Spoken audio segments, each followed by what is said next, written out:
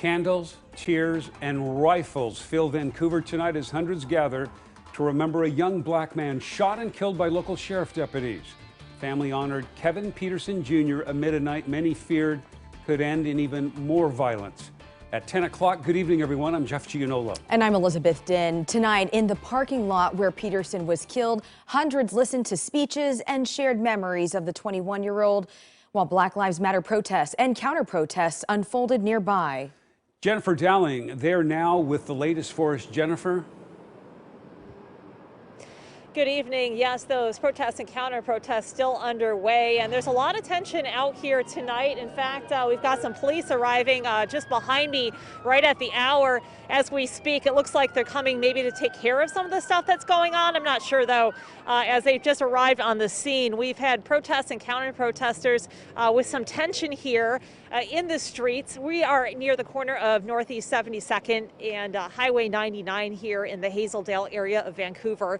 And we've had a lot of people walking by us with weapons such as bats, even various guns, paintball guns, a bayonet.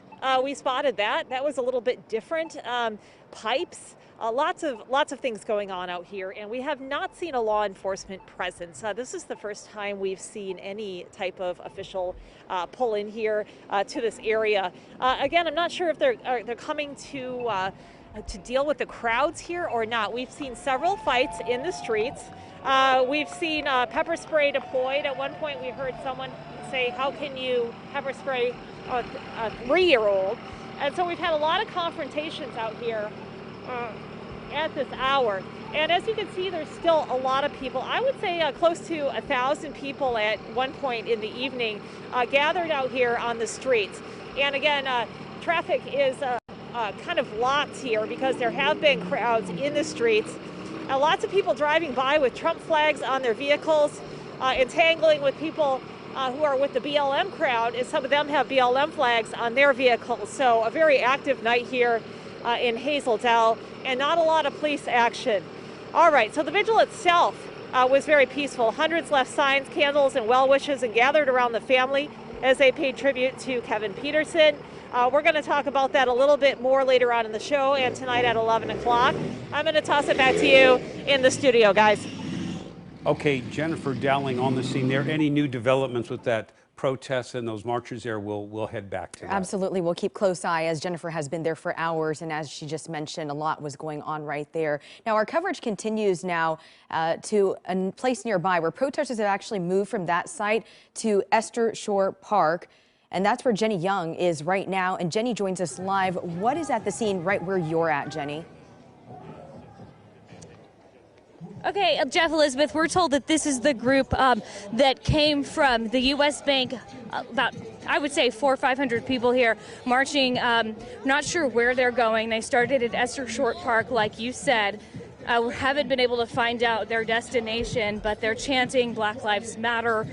They've got their music going. Just a lot of energy here tonight. Again, these folks, most of them, we're told, came from that vigil at U.S. Bank tonight. So earlier, though, we were out at the Fred Meyer near where that scene was around 5 o'clock this afternoon. People began gathering just a few blocks from that scene where Kevin Peterson was shot and killed Thursday night. Now they took up the sidewalk along the busy street waving American flags, Blue Lives Matter flags, and flags showing support for President Donald Trump. These were those counter-protesters. Now, many of them told me that they showed up to show support for law enforcement. Some also said they were out there to protect businesses and property in that part of town, saying that they were concerned that protesters might riot and destroy property.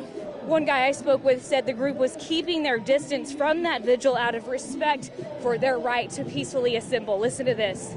It's all right for them to have their vigil, and that's why most people are staying up here, is give them their peace, let them have their condolences, whether they believe it's justified. And of course, they don't think it's justified, but they have a right to have their vigil, and because their friend or family, passed away.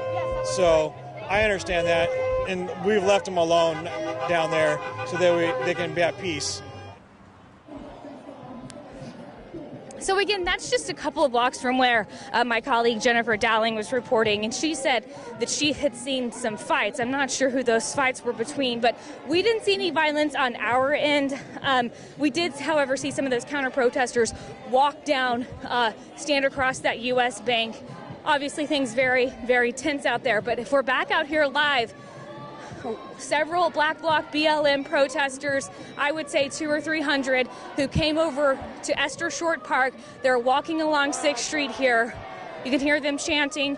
Not sure where they're headed, but they are taking up 6th Street right now, occupying this space. Jeff, Elizabeth, we are going to stay out here, continue to march with them. We'll check back in with you in a bit. Reporting live in Vancouver tonight, Jenny Young, KOIN 6 News. Okay, a tense situation playing out on the streets of Vancouver. We're there live with our crews. We'll continue to update you and bring you